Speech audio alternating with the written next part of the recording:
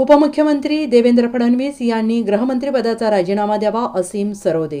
गुंड असणं आणि गुंडगिरी आपल्या स्वभावात असणं हा ज्यांच्या पक्षाचा आवश्यकतेचा गुण समजला जातो. त्यामुळे केंद्र सरकारने हा दिखावा केला आहे. पुणे भाजप अध्यक्ष धीरज घाटे याला पदावरून आणि पक्षातून काढलं पाहिजे. त्याच्यासोबतच देवेंद्र फडणवीस यांनी गृहमंत्रीपदाचा राजीनामा दिला पाहिजे.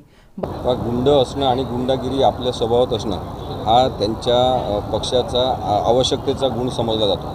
आणि त्यामुळे जरी केंद्र सरकारने काहीतरी हा दिखावा केला असेल की तुम्ही आम्हाला न विचारता अशा प्रकारचा कार्यक्रम केला, तोडफोड केली, हिंसा केली, तर तो दिखावा आहे.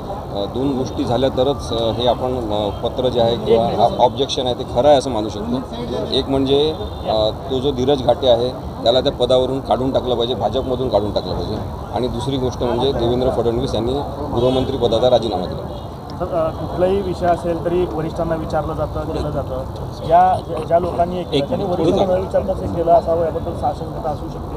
काही मागणी असणार आहे का? चौकशी समिती असावी या सगळ्या संदर्भामध्ये? गुन्हाच बरोबर नोंदवून घेतला नाही तर तो उदय सावंत नावाचे मंत्री आहेत, त्यांच्या गाडीवर कोणीतरी केवळ दगड फेकला तर 307चा गुन्हा लावला. तिथे गाडी फोडली, गाडीवर चढले लोक, गाडीच्या मागून लाठ्या काट्या घातल्या आम्हाला मारण्यासाठी, तर 307 कलम पण लावलं नाही. अटेम्प्ट टू मर्डरचं कलम लावायला पाहिजे. आणि देवेंद्र फडणवीसांनी याच्याबद्दल लक्ष घालायला पाहिजे.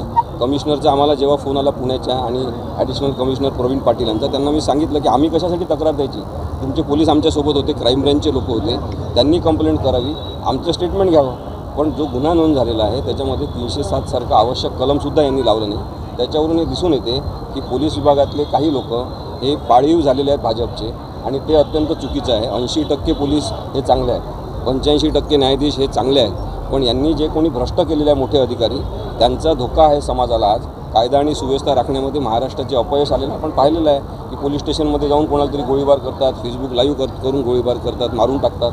तर देवेंद्र फडणवीस यांनी राजीनामा देणे आवश्यक आहे. Bureau report, SBN Marathi, Solapur.